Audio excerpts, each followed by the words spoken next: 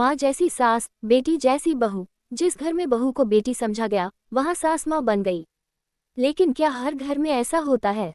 क्या हर सास बहू को अपनाने के लिए तैयार होती है? यही है इस कहानी की असली शुरुआत। कहानी। सावित्री देवी एक पारंपरिक सोच वाली महिला थी, जो हमेशा अपने नियम कायदों के अनुसार घर चलाती थी। उनके बेटे राहुल की शादी शहर की पढ़ी लिखी और खुले विचारों वाली लड़की नेहा से हुई। नेहा को शुरू से ही समझ आ गया था कि यह घर उसके लिए एक चुनौती से कम नहीं होगा। लेकिन उसने ठान लिया था कि वह इस घर को घर बनाएगी, परिवार को अपना बनाएगी। शादी के शुरुआती दिन ठीक ठाक बीते।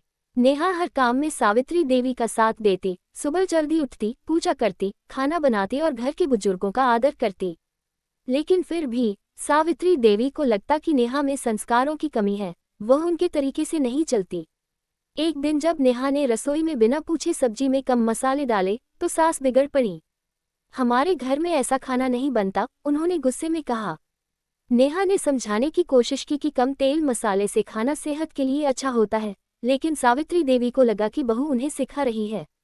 धीरे धीरे घर का माहौल बदलने लगा। बात बात पर तकरार होने लगी। राहुल बीच में फंसा रहा। वह माँ की भी इज्जत करता था और पत्नी की भावनाओं को भी समझता था। नेहा को सबसे ज्यादा तकलीफ तब हुई जब सावित्री देवी ने मोहल्ले की औरतों के सामने कहा, आजकल की लड़कियां बस दिखावे के लिए संस्कारी बनती हैं। नेहा चुप रही, पर अंदर से टूट गई। फिर एक दिन ऐसा आया जब सावित्री देवी की तबीयत अचानक बहुत बिगड़ गई। अस्पताल ले जाना पड़ा। राहुल शहर से बाहर था। नेहा ने अकेले ही सास को अस्पताल पहुंचाया, डॉक्टर से बात की, दवाइयां लाई और सारी रात जागकर उनकी देखभाल की। अगले दिन जब सावित्री देवी की आंख खुली, तो नेहा उनके पास बैठी थी, आंखों में नींद, पर चेहरे पर चिंता और ममता थी। सास की आंखों में आंसू आ गए। उन्होंने धीरे से नेहा का हाथ पकड़ा और कहा, मैंने तुझे कभी बेटी नहीं समझा, पर तू तो सच्ची बेटी निकली। नेहा की आंखों से भी आंसू गिरने लगे। उसने कहा, मैं हमेशा से चाहती थी कि आप मुझे बेटी माने मांझी। उस दिन के बाद से सब बदल गया। अब नेहा जो भी करती, सास उसे गौर से देखती, समझने की कोशिश करती। जब नेहा नया खाना बनाती, तो सास कहती, अरे ये तो बहुत स्वादिष्ट है। अब दोनों मिलकर पूजा करती, घर सजाती और मोहल्ले में मिसाल बन गईं। एक दिन मोहल्ले की वही औरतें बोली, सावित्री जी, आपकी बहू तो बहुत समझदार है।